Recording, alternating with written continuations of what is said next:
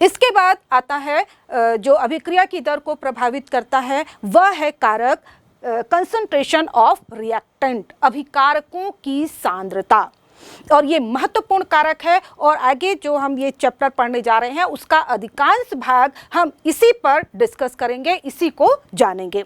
तो जो प्रायः देखा जाता है कि अभिक्रिया की दर अभिकारकों की सांद्रता बढ़ाने पर बढ़ती है, लेकिन कई ऐसी प्रयोगात्मक परिणाम हैं जिससे ये देखेंगे हम इसमें कि कई बार अभिक्रिया की दर है अभिकारक के किसी एक ही अभिकारक की सांद्रता पर निर्भर करती है, कभी सभी अभिकारकों की सांद्रता पर निर्भर करती है, या कभी किसी भी अभिकारक की सांद्रता पर निर्भर नहीं करती है।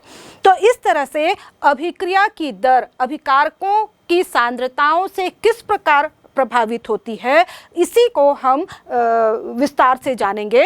अभिक्रिया की दर है ना, अभिक्रिया की दर की सांद्रता अभिकारकों की सांद्रता पर निर्भरता के अंतर्गत, और इसमें हम जानेंगे रेट लॉ, वेग नियम। तो यहाँ पर हम देखें अभिक्रिया की अभिकारकों की सांद्रता पर अभिक्रिया की दर की निर्भरता। जैसा कि हमने जाना है कि एक निश्चित तापमान पर अभिक्रिया की वेग अनेक या फिर किसी अभिकारकों की सांद्रता पर भी और उत्पादों की सांद्रता पर भी निर्भर हो सकता है। लेकिन जब हम अभिक्रिया की दर को केवल अभिकारकों की सांद्रता के संदर्भ में लिखते हैं या प्रस्तुत करते हैं तो उसे हम कहते हैं वेग नियम, या इसे हम कहते हैं रेट लॉ, या इसे हम वेग इक्वेशन भी कहते हैं या वेग व्यंजक भी कहते हैं, रेट एक्सप्रेशन भी इसे कहा जाता है। जैसा कि प्रयोगों के आधार पर यह स्पष्ट होता है कि अभिकारकों की सांद्रता जैसे जैसे बढ़ाई जाती है अभिक्रिया की दर भी बढ़ती है, या अभिकारकों की सांद्रता यदि कम कर जाती है तो अभिक्रिया की दर भी कम होती जाती है। यानी कि जो अभिक्रिया की दर है वह अभिकारकों की सांद्रताओं के सीधे समानुपाती होती है, यानी कि रेट समानुपाती होता है अभिकारकों की सांद्रताओं के। यदि कोई अभिक्रिया है A = B, यानी कि A अभिकारक यहाँ पर B प्रोडक्ट को उत्पन्न कर रहा है, तो उसके लिए हम लिख सकते हैं रेट ऑफ रिएक्शन अभिक्रिया की दर समानुपाती A की कंसंट्रेशन के बराबर होगी। यहाँ पर हम देखें कि ये जो रेट लॉ है ना, ये जो है वो केवल प्रायोगिक आंकड़ों के आधार पर ज्ञात किया जा सकता है। एक और इक्वेशन हम लेते हैं A + B = C + D। यहाँ पर आप देख रहे हैं कि ये जो small a, small b, small c और स्मॉल d है, ये है ये स्टोइकियोमेट्रिक गुणांक। जब हम इनके लिए रेट ऑफ यहाँ पर वेग इक्वेशन लिखेंगे ना यहाँ पर, तो इनके लिए अभिक्रिया की दर क्या होगी? इसके लिए अभिक्रिया की दर समानुपाती होगी x की सांद्रता के x घात के तथा b की सांद्रता के y घात के समानुपाती होगी। यहाँ पर जब हम देखें कि ये जो x की सांद्रता के ऊपर x घात लगा है और b की सांद्रता के ऊपर y घात लगा है, ये जरूरी नहीं है कि ये संतुलित समीकरण में जो दिए गए इनके स्टोइकियोमेट्रिक कोफिशिएंट a b हैं उनके बराबर हो, यानी कि x बराबर हो भी सकता है a के और बराबर नहीं भी हो सकता है a के। उसी तरह से जो y है वह बराबर हो भी सकता है b के और बराबर नहीं भी हो सकता है b के, क्योंकि यहाँ पर हमने जो x और y की वैल्यू निकाल रहे हैं वह हम प्रायोगिक आंकड़ों के आधार पर निकालते हैं, और इसीलिए ये जो वेग नियम है, ये रेट लॉ है, वह किसी भी रासायनिक अभिक्रिया की दर को सही अर्थों में बताता है। इसके पहले हमने लॉ ऑफ मास एक्शन में देखा था, जो कि गुडवर्ग तथा वागे नामक वैज्ञानिकों के द्वारा दिया गया था। उन्होंने क्या कहा था कि जो अभिक्रिया की दर है वह अभिकारकों की सक्रिय द्रव्यमानों के गुणनफल के समानुपाती होती है, और वहाँ पर जो अभिकारकों की सक्रिय द्रव्यमानों के ऊपर जो घात लगाए जाते थे वो वही जो संतुलित समीकरण के सामने जो स्टोइकियोमेट्रिक गुणांक दिए होते थे उनको ही लगा दिया जाता था। लेकिन जब उसके आधार पर, जब प्रायोगिक आधार पर अभिक्रिया का वेग निकाला गया तो यहाँ पर देखा गया कि जो लॉ ऑफ मास एक्शन के आधार पर जो दर बताया जा रहा है वो बहुत ही कम अभिक्रियाओं के लिए सही साबित हो रहा था, और इसीलिए जो लॉ ऑफ मास एक्शन है वह कैंसिल हो गया।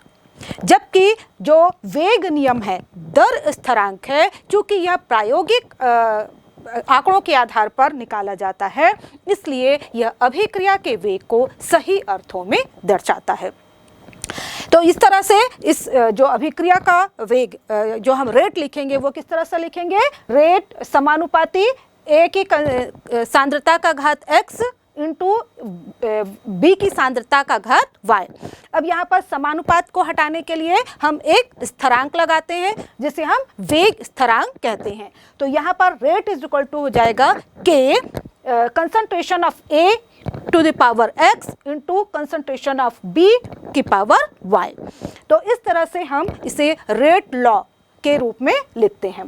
अब हमने जाना है कि रेट को हम एक और तरह से एक्सप्रेस कर रहे थे अभिकारकों के लिए, rate is equal to minus D R by D T के द्वारा। अब यहाँ पर देखें ये भी आर जो रेट जो है वह ए की कंसंट्रेशन की घात x इंटू वाई की कंसंट्रेशन, बी की कंसंट्रेशन की घात y के बराबर है, और दूसरी ओर रेट जो है वो minus D R by D T के भी बराबर है। तो दोनों को इक्वल कर दें तो हमें क्या इक्वेशन मिल जाएगा? ये इक्वेशन मिलेगा minus D R by D T is equal to K concentration of A to की power x into concentration of b की पावर y।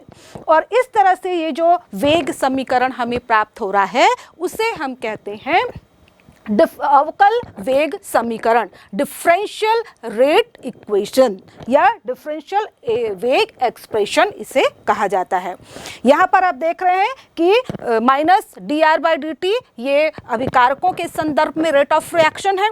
यहाँ पर जो k है वह वेग स्थिरांक है, रेट कांस्टेंट है, जिसका मान अभिकारकों की सांद्रताओं पर निर्भर नहीं करता बल्कि इसका मान तापमान पर निर्भर करता है, जिसे हम आगे जाकर समझेंगे। यहाँ पर जो कंसंट्रेशन ऑफ ए और कंसंट्रेशन ऑफ बी है और जो एक्स और वाई हैं वो ये दर्शाते हैं कि रेट ऑफ रिएक्शन ए की सांद्रता या फिर बी की सांद्रता से किस प्रकार निर्भर करती है। यहाँ पर यह समीकरण अभिक्रिया के वेग तथा अभिकारकों की सांद्रता के बीच संबंध दर्शाता है। इस तरह से वेग नियम को हम इस प्रकार परिभाषित कर सकते हैं। वेग नियम वह नियम होता है जो कि किसी अभिक्रिया की दर को अभिकारकों की सांद्रताओं, मोलर सांद्रताओं के ऊपर घात लगाकर प्रदर्शित किया जाता है। और यहाँ पर हम देखें कि जो ये जो घात हैं वो संतुलित समीकरण में दिए गए स्टोइकियोमेट्रिक गुणांक के समान भी हो सकते हैं और समान नहीं भी हो सकते हैं। इस तरह से हम देखें कि किसी रासायनिक अभिक्रिया में किस अभिकारक की दर किस प्रकार से अभिक्रिया के वेग को प्रभावित करती है, इसे हम केवल प्रयोगों के द्वारा ज्ञात करते हैं। और प्रयोगों के द्वारा ज्ञात करने के लिए हम किसी एक अभिकारक की सांद्रता को स्थिर रखते हुए दूसरे अभिकारक की सांद्रता में परिवर्तन करके इसे ज्ञात कर सकते हैं। उदाहरण के लिए यहाँ पर हमारे पास एक इक्वेशन दिख रहा है जिसमें कि नाइट्रिक ऑक्साइड के 2 मोल ऑक्सीजन के 1 मोल के साथ क्रिया करके नाइट्रोजन डाइऑक्साइड के 2 मोल बनाते हैं। यहाँ पर प्रारंभ में हमने जो नाइट्रिक ऑक्साइड और ऑक्सीजन दोनों की जो प्रारंभिक सांद्रताएं हैं वह 0.30 पर मोल पर लीटर ले ली है, जैसे कि आपको दिखाई दे रहा है।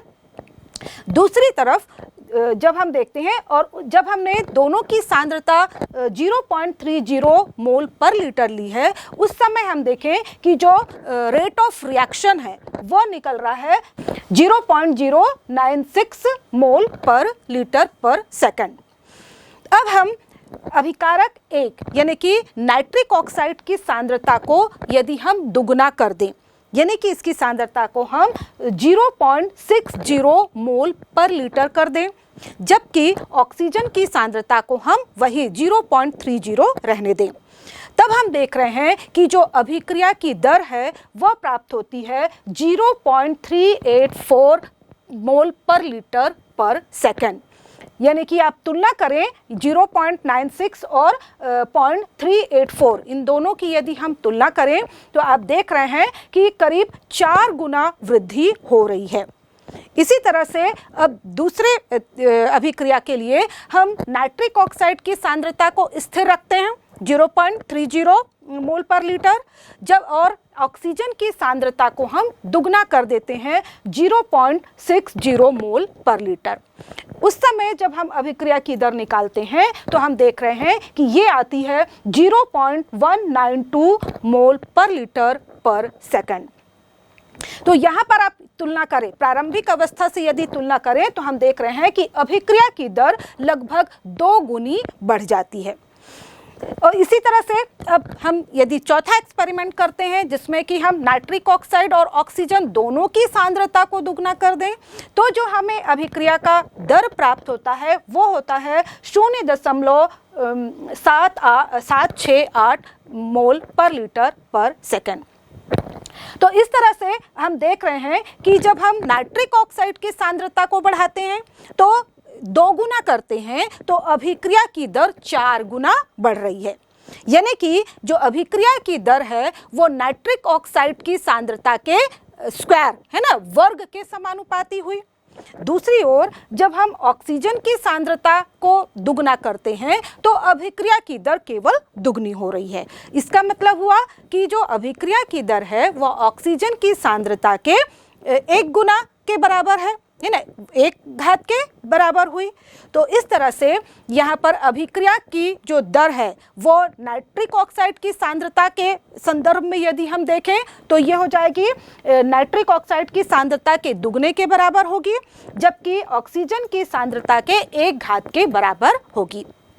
तो इस तरह से यदि हम इस अभिक्रिया के परिणाम के आधार पर हम इनके लिए वेग समीकरण लिखें तो ये होगा वेग is equal to K concentration of nitric oxide NO की पावर 2 और into concentration of O2 oxygen की पावर 1।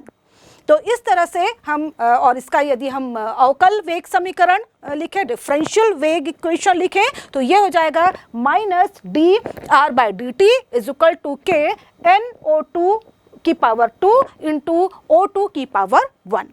और इसे हम कहेंगे इस अभिक्रिया के लिए अवकल वेग समीकरण। यहाँ पर हम देख रहे हैं कि इस समीकरण में यदि हम कंपेयर करें तो हमने जो वेग समीकरण लिखा है वहाँ पर हमने नाइट्रिक ऑक्साइड और ऑक्सीजन की सांद्रता में जो घात लगाए हैं वो बिल्कुल इसके बैलेंस इक्वेशन के बराबर ही हैं।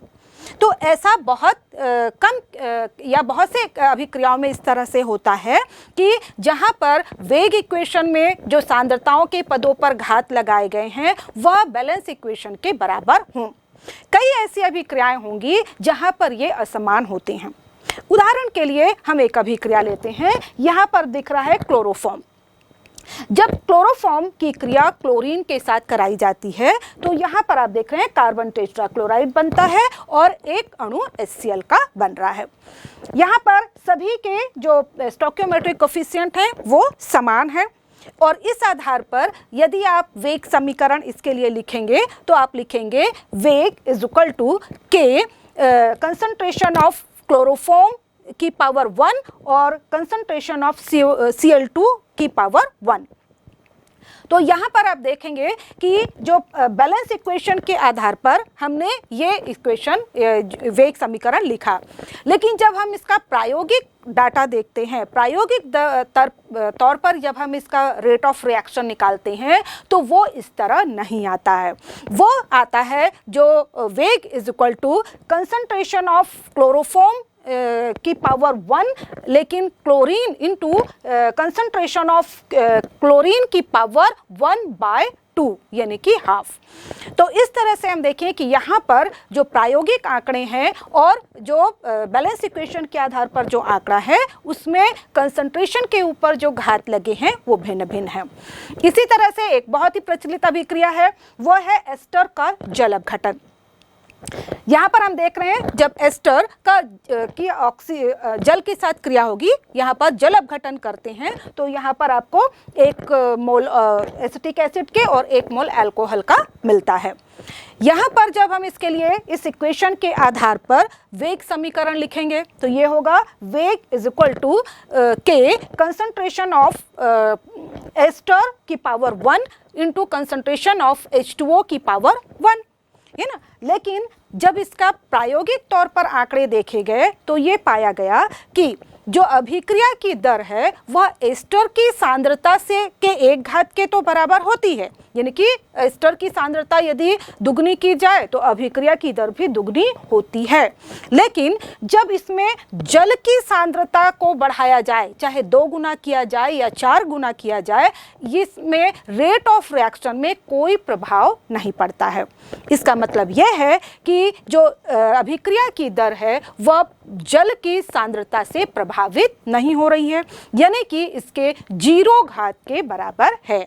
तो इसके लिए यदि हम प्रायोगिक आधार पर वेग समीकरण लिखें तो होगा वेग is equal to K concentration of ester की power 1 into concentration of H2O की पावर 0। तो इस तरह से हम देखते हैं कि जो वेग नियम है, वेग नियम जो निकाला जाता है वो किसी संतुलित अभिक्रिया के समीकरण को देखकर ज्ञात नहीं किया जा सकता। इसे हम केवल सैद्धांतिक तौर पर ज्ञात नहीं कर सकते, केवल प्रायोगिक आंकड़ों के आधार पर ही इसे हम ज्ञात कर सकते हैं। अब इसके बाद एक महत्वपूर्ण टॉपिक हम पढ़ने जा रहे हैं, वह है अभिक्रिया की कोटि, order of reaction. Order of reaction ये दर्शाता है कि अभिक्रिया का वेग अभिकारकों की सांद्रताओं पर किस प्रकार से निर्भर करता है। जैसे कि हमने ये अभिक्रिया ली हुई है, rate is equal to concentration of A की power x into concentration of B की पावर y। इस अभिक्रिया में जो A की पावर x लिखा हुआ है वो क्या दर्शाता है, वो ये दर्शाता है कि अभिक्रिया की दर A की सांद्रता से किस प्रकार प्रभावित हो रही है, यानी कि ये A के रिस्पेक्ट में ऑर्डर ऑफ रिएक्शन को दर्शाता है। उसी तरह से B की पावर y जो है तो उसमें y ये दर्शाता है कि B के रिस्पेक्ट में, इस अभिकारक के संदर्भ में या इसके रिस्पेक्ट में ऑर्डर ऑफ रिएक्शन क्या है। अब इस x और y दोनों का जब हम योग कर देते हैं, यानी कि x और y, ये हमको बताती है ओवरऑल रिएक्शन, पूरी अभिक्रिया की ऑर्डर ऑफ रिएक्शन क्या है, अभिक्रिया की कोटि क्या है। यानी कि x प्लस वाई जिसे हम स्मॉल n के द्वारा प्रदर्शित करेंगे, तो ये n जो दर्शाता है ओवरऑल ऑर्डर ऑफ रिएक्शन क्या है। तो इस तरह से अभिक्रिया की कोटि को हम किस तरह से परिभाषित कर सकते हैं, किसी भी अभिक्रिया के वेग नियम समीकरण में या वेग व्यंजक में प्रयुक्त सांद्रताओं के जो घातांकों का योग है ना, सांद्रता के पदों पर जो घातांक लगाए गए हैं उनका योग अभिक्रिया की कोटि कहलाता है। ये अभिक्रिया की कोटि 0 भी हो सकती है, 1 भी हो सकती है, 2, 3, 4 कोई भी पूर्णांक संख्या हो सकती है, या फिर ये कोई भिन्नात्मक संख्या भी हो सकती है। यदि अभिक्रिया की कोटि शून्य है, इसका मतलब यह है कि अभिक्रिया की दर अभिक्रिया किसी भी अभिकारक की सांद्रता पर निर्भर नहीं कर रही है। और ये अभिक्रिया की कोटि हमें दर्शाती है, किसी भी अभिक्रिया की कोटि एक महत्वपूर्ण गुण है और इसके आधार पर हम ये जान सकते हैं कि अभिक्रिया किन किन अभिकारकों की सांद्रता पर किस प्रकार से निर्भर कर रही है। क्या वो सभी अभिकारकों की सांद्रता पर निर्भर कर रही है, या केवल एक अभिकारक की सांद्रता पर निर्भर कर रही है, या किसी भी अभिकारक की सांद्रता पर निर्भर नहीं कर रही है। और इस तरह से यहाँ पर किसी भी जो वेग समीकरण है उसमें सांद्रताओं के ऊपर जो घातांक लगे गए हैं उनको योग करके हम उस समस्त अभिक्रिया की ओवरऑल ऑर्डर ऑफ रिएक्शन ज्ञात कर सकते हैं। उदाहरण के लिए यहाँ पर आपके पास दिया गया है वेग is equal to K A to the power half into B की पावर 3/2। अब इस इक्वेशन के आधार पर आपको अभिक्रिया की कोटि ऑर्डर ऑफ रिएक्शन निकालना है। तो आप क्या करेंगे, ए के पावर क्या दिया हुआ है 1/2 और बी की पावर दी गई है 3/2, दोनों को आप जोड़ दें तो 1/2 प्लस 3/2 ये क्या आ जाएगा आपका जोड़ने पर आपका आ जाएगा 4/2 और इज इक्वल टू 2। यानी कि इस इक्वेशन जो आपको दिया गया है, वेग समीकरण जो दिया गया है उसमें अभिक्रिया की कोटि कितनी है 2, यानी कि जो ये अभिक्रिया है वह द्वितीय कोटि की अभिक्रिया है। इसी तरह से एक और इक्वेशन लेते हैं, यहाँ पर दिया हुआ है वेग इज इक्वल टू के ए की पावर 3/2 इंटू बी की पावर -1। अब यहाँ पर भी आप लेंगे तो यहाँ पर क्या करना है आपको 3/2 प्लस -1 दोनों को आप जोड़ देंगे तो यहाँ पर आपको जो कैलकुलेट करने पर रिजल्ट आएगा वो आएगा 1/2। यानी कि इस अभिक्रिया की जो कोटि है ऑर्डर ऑफ रिएक्शन है वह है 1/2, यानी कि ये एक अर्ध कोटि की अभिक्रिया है। इस तरह से हम जो वेग समीकरण में जो सांद्रता पदों पर घात दिए गए हैं उनको योग करके हम अभिक्रिया की कोटि ज्ञात कर सकते हैं। अभिक्रिया की कोटि ज्ञात करने का एक और तरीका है, यदि हमें वेग इक्वेशन में विभिन्न अभिकारकों की सांद्रताएं दी गई हों और रेट ऑफ रिएक्शन भी दिया हो तो। उदाहरण के तौर पर यहाँ पर हम एक अभिक्रिया पर विचार करते हैं जो हमने पहले देखी है, नाइट्रिक ऑक्साइड और ऑक्सीजन वाली जो अभिक्रिया है उसी डेटा को हम देखें। यहाँ पर हम पहली अभिक्रिया को रेट 1 दे देते हैं, दूसरी अभिक्रिया के लिए जो परिणाम है उसको रेट 2 दे देते हैं और तीसरी अभिक्रिया के लिए जो परिणाम आपको दिख रहे हैं उसे हम रेट 3 दे देते हैं। अब हम यहाँ पर पहले रेट 1 और रेट 2 की आपस में तुलना करते हैं। यहाँ पर हम लेंगे रेट 2 बाय रेट 1 और रेट 2 बाय रेट 1। यहाँ पर देखेंगे कि रेट 2 इसकी जो वैल्यू है ये है 0.384 और रेट 1 बाय आ जाएगा 0.096, ये आपकी मोल पर लीटर पर सेकंड। इसी तरह से इज इक्वल टू यहाँ पर यहाँ पर आएगा k इज इक्वल टू 0.60 की पावर x इंटू 0.30 की पावर y बाय के 0.30 की पावर x इंटू 0.30 की पावर y। अब यहाँ पर आपने देखिए कैलकुलेट करेंगे तो यहाँ पर देखिए ये 096 कैंसिल हो जाएगा, यहाँ पर 4 आ जाएगा। ठीक, इसी तरह से आप देखें कि ये 0.30 ये दोनों भी आपस में कैंसिल हो गए और यहाँ पर 0.30 ये कैंसिल हो जाएगा और यहाँ पर 0.60 है तो यहाँ पर ऊपर आ जाएगा 2। तो इस तरह से हमें जो कैलकुलेशन करने पर क्या प्राप्त होगा, यहाँ पर आएगा 4 इज इक्वल टू के और के भी यहाँ पर कैंसिल हो गए हैं तो यहाँ पर आ जाएगा 4 इज इक्वल टू 2 की पावर x। तो इसलिए x बराबर क्या हो जाएगा, ये हो जाएगा 4/2 इज इक्वल टू 2। यानी कि इस तरह से हम देखें और यहाँ पर जो x यानी कि जो पहली वाला जो इक्वेशन है उसमें NO2 की घात यहाँ पर आ जाएगी 2। इसी तरह से अब हम पहले रेट 1 और रेट 3 की आपस में तुलना करें तो यहाँ पर रेट 3 बाय रेट 1 लिखेंगे। रेट 3 की वैल्यू क्या आई थी हमारी, ये आई थी 0.92 बाय रेट 1 की वैल्यू क्या है 0.096, इस इक्वल टू हो जाएगा के।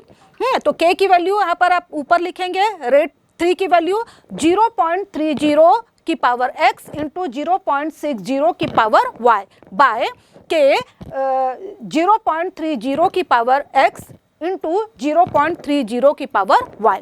अब यहाँ पर फिर से हम इसको कैलकुलेट करते हैं तो यहाँ पर देखें कि यहाँ पर जो 0.96 है इसको कैंसिल करेंगे तो ऊपर आपको मिल जाएगा 2 और 0.30 ये आपस में कैंसिल हो गए और 0.30 और ऊपर आ जाएगा 0.60 तो ये कैंसिल करने पर आ जाएगा 2 और ये कैलकुलेट करेंगे तो हमें मिलेगा 2 इज इक्वल टू 2 की पावर y। इससे हम y निकाल लेंगे तो y इज इक्वल टू हो जाएगा 2/2 यानी कि 1। तो यहाँ पर जो 1 होगा वो ऑक्सीजन की सांद्रता के ऊपर घात लगेगा। तो इस तरह से हम देखें कि इसके द्वारा जब हम नाइट्रिक ऑक्साइड के संदर्भ में ऑर्डर ऑफ रिएक्शन देखें तो ये आ रही है 2 और हम ऑक्सीजन के संदर्भ में ऑर्डर ऑफ रिएक्शन देखें तो ये आ रहा है 1। यदि हम ओवरऑल रेट ऑफ रिएक्शन निकालेंगे तो ये हमें मिलेगा 2 + 1 = 3, यानी कि ये जो अभिक्रिया है वह तृतीय कोटि की अभिक्रिया है। तो इस तरह से हम जो सांद्रताओं के ऊपर घात लगे हैं सीधे उनको जोड़कर भी अभिक्रिया की कोटि ज्ञात कर सकते हैं, या इस प्रकार से यदि हमें एक्सपेरिमेंटल डाटा दिया हुआ है तो उसके आधार पर भी हम ऑर्डर ऑफ रिएक्शन ज्ञात कर सकते हैं। यहाँ पर एक और उदाहरण आपके पास दिया हुआ है, यह है एसीटोन की ब्रोमीन के साथ जब हम क्रिया करा रहे हैं तो उसके द्वारा जो हमें एक्सपेरिमेंटल डाटा मिला हुआ है वहाँ पर हम देखें कि जो पहला एक्सपेरिमेंट है ना, उसमें हम एसीटोन की कंसंट्रेशन 0.1 मोल पर लीटर रखते हैं, ब्रोमीन की कंसंट्रेशन भी 0.1 मोल पर लीटर रखते हैं और इस समय जो इसमें अभिक्रिया की दर हमें प्राप्त होती है वह प्राप्त हो रही है 1.64 × 10⁻⁻5। अब यहाँ पर हम एसीटोन की कंसंट्रेशन को स्थिर रखते हुए जब हम ब्रोमीन की कंसंट्रेशन को बढ़ा देते हैं, दुगना कर दे रहे हैं, 0.12 मोल पर लीटर कर देते हैं, तो अभिक्रिया की दर आप देख रहे हैं वहाँ पर बहुत थोड़ा सा परिवर्तन हुआ है, या हम कहें कि परिवर्तन नहीं हुआ है। यह हमें 1.65 × 10⁻⁻5 प्राप्त हो रही है। इसके बाद यदि हम इसी अभिक्रिया में एसीटोन की सांद्रता को दुगना कर दें यानी कि 0.2 मोल पर लीटर कर दें और यहाँ पर ब्रोमीन की सांद्रता को स्थिर रखें, तब हम देखें कि जो अभिक्रिया की दर हमें प्राप्त हो रही है वह 3.29 × 10⁻⁻5 प्राप्त हो रही है। तो यहाँ पर हम देख रहे हैं कि ब्रोमीन की सांद्रता के परिवर्तन से अभिक्रिया की दर में कोई प्रभाव नहीं पड़ रहा है, यानी कि यहाँ पर यदि ब्रोमीन के संदर्भ में देखें तो ऑर्डर ऑफ रिएक्शन क्या है 0। लेकिन यदि हम एसीटोन के संदर्भ में ऑर्डर ऑफ रिएक्शन देखें तो एसीटोन की सांद्रता को दुगना करने पर अभिक्रिया की दर दुगनी हो रही है, यानी कि यहाँ पर ऑर्डर ऑफ रिएक्शन एसीटोन की सांद्रता के 1 घात के बराबर होगी। और इस तरह से ओवरऑल ऑर्डर ऑफ रिएक्शन हम निकालेंगे तो ये होगी 0 + 1 = 1, यानी कि ब्रोमीन और एसीटोन के बीच जो अभिक्रिया हो रही है उसके लिए अभिक्रिया की दर 1 है, यानी कि यहाँ पर ऑर्डर ऑफ रिएक्शन 1 है, यानी कि ये फर्स्ट ऑर्डर रिएक्शन है।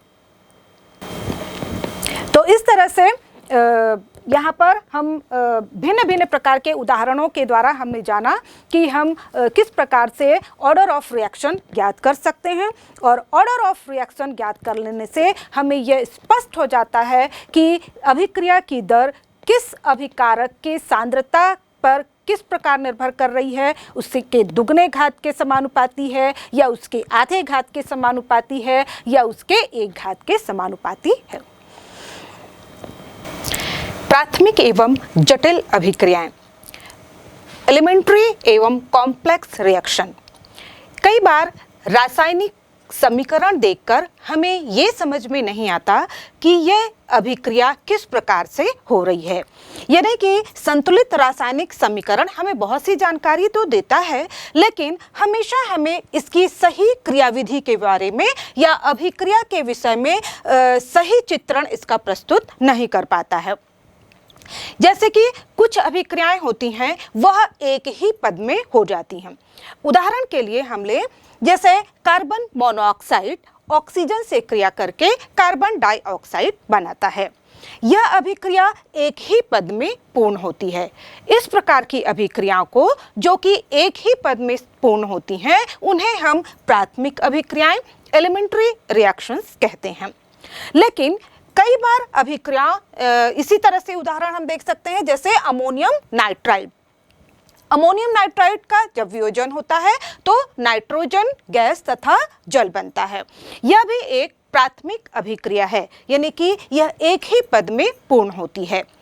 लेकिन कभी कभी कुछ अभिक्रियाएं ऐसी होती हैं जिन्हें देखकर हम ये नहीं बता सकते कि यह अभिक्रिया एक पद में हो रही है या कई पदों में होगी। केवल उसे हम उनकी मैकेनिज्म, रासायनिक अभिक्रिया की मैकेनिज्म जब हम जानते हैं तभी हम उसके बारे में सही पता लगा सकते हैं। उदाहरण के लिए यदि हम ले यहाँ पर एथेन का जब हम ऑक्सीकरण करते हैं तो हम जानते हैं हाइड्रोकार्बन का जब ऑक्सीकरण होता है तो अंतिम उत्पाद हमें कार्बन डाइऑक्साइड और जल मिलता है। लेकिन यहाँ पर जो अभिक्रिया आपको दिख रही है जिसमें कि एथेन के 2 मोल 7 मोल ऑक्सीजन से क्रिया करते हैं और 4 मोल कार्बन डाइऑक्साइड तथा जल बनाते हैं। यहाँ पर जो अभिक्रिया एक पद में दिखाई दे रही है वास्तव में यह एक कॉम्प्लेक्स अभिक्रिया है और यह कई पदों में पूर्ण होती है। और यहाँ पर सबसे पहले जब एथेन का ऑक्सीकरण होता है तो अल्कोहल माध्यमिक उत्पाद के रूप में बनता है। इसके अलावा एल्डिहाइड बनते हैं, कार्बोक्सिलिक अम्ल बनते हैं और उसके बाद फिर अंत में यह कार्बन डाइऑक्साइड और जल बनाता है।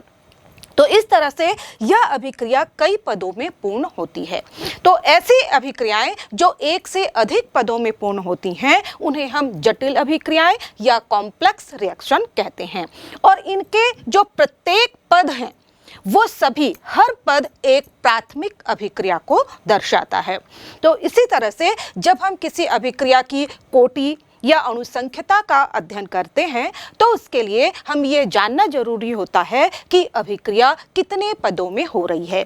अभिक्रिया प्राथमिक अभिक्रिया है, एक सिंगल स्टेप रिएक्शन है या बहुपद एक से अधिक पदों में होने वाली अभिक्रिया है।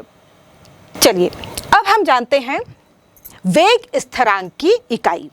यह भी हमारे लिए एक महत्वपूर्ण पद है क्योंकि वेग स्थिरांक की इकाई प्रत्येक ऑर्डर अभिक्रिया के लिए, अलग अलग ऑर्डर कोटि की अभिक्रियाओं के लिए यह अलग अलग होती है। और वेग स्थिरांक की इकाई को देखकर हम किसी अभिक्रिया की कोटि का अनुमान या पता लगा सकते हैं। वेग स्थिरांक की इकाई यूनिट ऑफ रेट कांस्टेंट। हम जानते हैं वेग समीकरण जो होता है वह किसी सामान्य अभिक्रिया, मान लीजिए हम ले लेते हैं यहाँ पर A के A मोल B के B मोल से क्रिया करके C के C मोल और D के D मोल बना रहे हैं। इस अभिक्रिया के लिए हम वेग समीकरण किस प्रकार से लिखेंगे?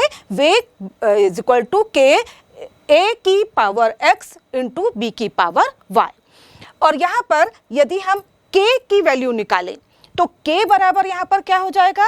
ये हो जाएगा वेग बटे A की पावर X इंटू B की पावर Y, है ना। तो इस तरह से अब यहाँ पर हम वेग यानी कि रेट ऑफ रिएक्शन यदि हमें पता कि यूनिट पता हो और नीचे जो कंसंट्रेशन है, सांद्रताएं हैं, इनके यूनिट हम लिख दें तो हमें K की वैल्यू पता हो जाएगी। तो इस तरह से हम वेग की जो इकाई है वो क्या होती है? सांद्रता बटे समय। और यहाँ पर A और B क्योंकि सांद्रताएं हैं तो यहाँ पर हम लिख सकते हैं सांद्रता की घात x इंटू सांद्रता की घात y।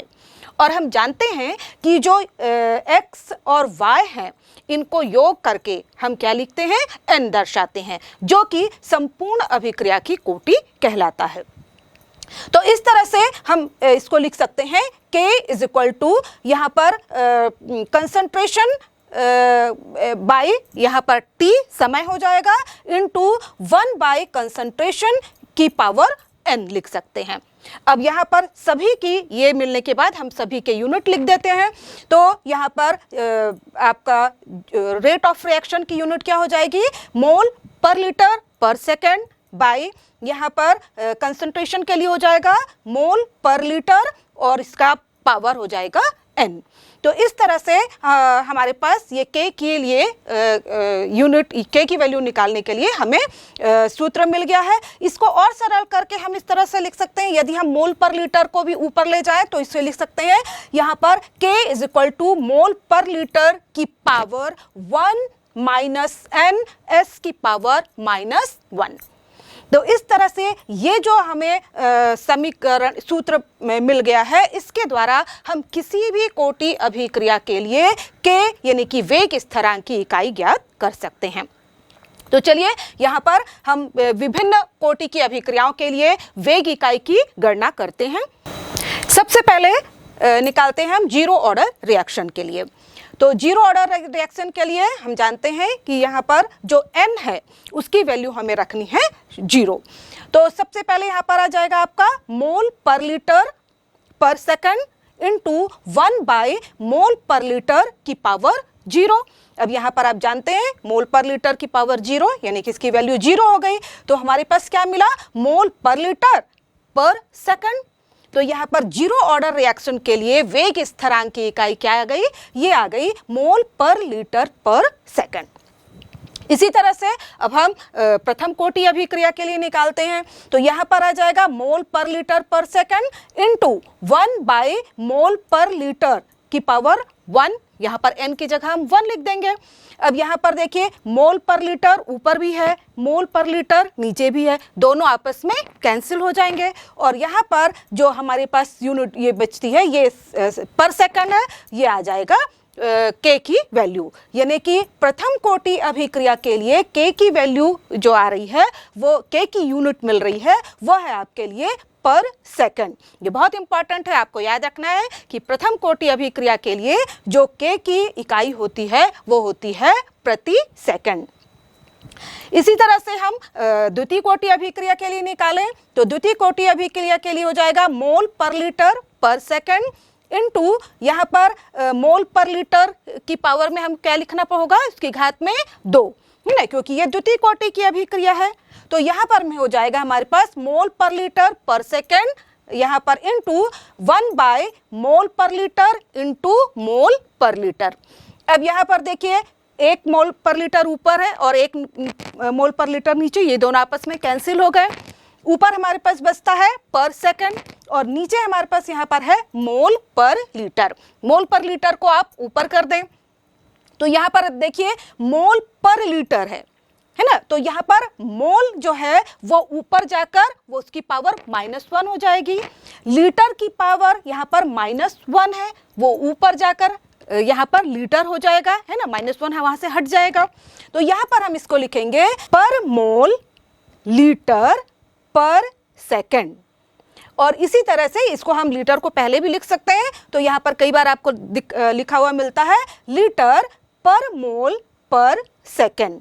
तो ये द्वितीय कोटि की अभिक्रिया के लिए वेग स्थिरांक की इकाई होगी लीटर पर मोल पर सेकंड। इसी तरह से आप तृतीय कोटि की अभिक्रिया के लिए निकाल सकते हैं। तृतीय कोटि अभिक्रिया के लिए हम देखें तो यहाँ पर हो जाएगा मोल पर लीटर पर सेकंड इनटू 1 बाय मोल पर लीटर की पावर 3। यहाँ पर 3 घात हो जाएंगे, ठीक। अब यहाँ पर देखिए 3 घात में से 1 मोल पर लीटर ऊपर और 1 मोल पर लीटर नीचे कैंसिल हो गया। तो नीचे आपके पास बचता है मोल, ऊपर आपके बच रहा है पर सेकंड और नीचे यहाँ पर है आपके पास मोल पर लीटर की पावर 2। इसको आप जब मोल पर लीटर की पावर 2 ऊपर लेकर जाएंगे तो यहाँ पर हो जाएगा, देखिए मोल के ऊपर यहाँ पर 2 पावर है तो ऊपर जाकर वो क्या हो जाएगा -2। तो यहाँ पर मोल -2 लीटर, यहाँ पर -1 है तो इसका 2 से गुणा होगा तो ये हो जाएगा लीटर की पावर यहाँ पर 2 हो जाएगी और यहाँ आ जाएगा पर सेकंड। तो इस तरह से तृतीय कोटि की अभिक्रिया के लिए वेग स्थिरांक की इकाई हो जाएगी मोल की पावर -2, लीटर की पावर 2 और एस की सेकंड की पावर 1। तो इस तरह से हम भिन्न भिन्न प्रकार की अभिक्रियाओं की कोटि के लिए वेग स्थिरांक की गणना कर सकते हैं। अब हमने जाना है कि जो कोटि है, अभिक्रिया की कोटि है, वह शून्य हो सकती है, कोई पूर्णांक संख्या हो सकती है या कोई फ्रैक्शन भिन्नात्मक रूप भी हो सकती है। तो मान लीजिए अभिक्रिया की कोटि -12 है ना, तो यहाँ पर क्या हो जाएगा, फिर से उसी तरह से आप लिख सकते हैं मोल पर लीटर पर सेकंड इंटू 1 मोल पर लीटर की पावर -12 लिख देंगे। और इस तरह से यहाँ पर जब मोल पर लीटर को आप दोनों यहाँ पर ऊपर लेकर जाएं तो यहाँ पर आपको मिल जाएगा मोल पर लीटर की पावर क्या हो जाएगी, यहाँ पर ऊपर 1 है और प्लस हो जाएगा 1/2। ये दोनों को आप योग करके लिख सकते हैं। अब 1 + 1/2 दोनों को जोड़ेंगे तो ये आपके पास क्या मिल जाएगा 3/2 दोनों को जोड़ने पर। और इस तरह से हम लिख सकते हैं मोल पर लीटर 3/2 पर सेकंड। तो इस तरह से हम देखें कि भिन्न भिन्न प्रकार की जो कोटि की अभिक्रियाएं हैं उसके लिए हम वेग स्थिरांक की गणना कर सकते हैं। और यहाँ पर ये जो इकाइयाँ आपको मिली हैं भिन्न भिन्न ऑर्डर अभिक्रियाओं के लिए, तो इनकी इकाइयों को देखकर भी हम ये इन ऑर्डर ऑफ रिएक्शन का अंदाजा लगा सकते हैं। इनको देखकर हम पहचान सकते हैं कि जो अभिक्रिया है वो किस कोटि की अभिक्रिया है। साथ ही साथ यदि यहाँ पर आपको के की वैल्यू दी गई है तो उससे भी आप ऑर्डर ऑफ रिएक्शन निकाल सकते हैं। जैसे यहाँ पर मान लीजिए उदाहरण लेते हैं, के की वैल्यू दी गई है 3 × 10⁻³ लीटर की पावर 2, मोल की पावर -2 और सेकंड की पावर -1। यदि ये आप देखकर यदि आपको याद है तो आप पहचान कर तुरंत बता सकते हैं कि यह अभिक्रिया तृतीय कोटि की अभिक्रिया है, क्योंकि तृतीय कोटि की अभिक्रिया के लिए वेग स्थिरांक की इकाई ये है। लेकिन यदि आपको याद नहीं है तो हमने जो फार्मूला बताया है उसके द्वारा आप ये निकाल सकते हैं। हमने के लिए जो फार्मूला लिया है वो है आपका मोल पर लीटर की पावर 1 - n सेकंड की पावर -1। तो ये फार्मूला इसके बराबर जो आपको वैल्यू दी गई है आप उससे उसके इक्वल कर सकते हैं। यहाँ पर हमको जो वैल्यू दी गई है वो है लीटर की पावर 2, मोल की पावर -2, सेकंड की पावर -1। अब यहाँ पर देखिए इसको हम और क्या लिख सकते हैं, मोल यहाँ पर देखिए सेकंड पर सेकंड इधर भी है, पर सेकंड इधर भी है, दोनों आपस में कैंसिल हो गए। अब हमारे पास क्या बचता है, यह है मोल पर लीटर की power 1 - n is equal to, अब यहाँ पर आप देखिए हम इसको मोल पर लीटर की पावर -2 यदि लिख दें तो ये इसको लिखा जा सकता है इस तरह से। तो यहाँ पर आप देखिए अब यहाँ पर जो घात दिए हुए हैं, घातांक हैं, उनको हम जोड़ देते हैं तो ये हो जाएगा 1 - n इज इक्वल टू -2। तो यहाँ पर n क्या आ जाएगा -2 -1, तो यहाँ पर n की वैल्यू आ जाएगी 3, जो कि हमने पहले ही यदि हमको यूनिट याद है तृतीय कोटि की अभिक्रिया की तो हम तुरंत पहचान सकते हैं, कैलकुलेट करके भी हम इस तरह से निकाल सकते हैं। तो इस तरह से जो वेग स्थिरांक है उसकी यूनिट हमारे लिए महत्वपूर्ण है, उसके द्वारा हम देखकर ये बता सकते हैं या कैलकुलेट करके हम जान सकते हैं कि अभिक्रिया किस प्रकार की कोटि की है।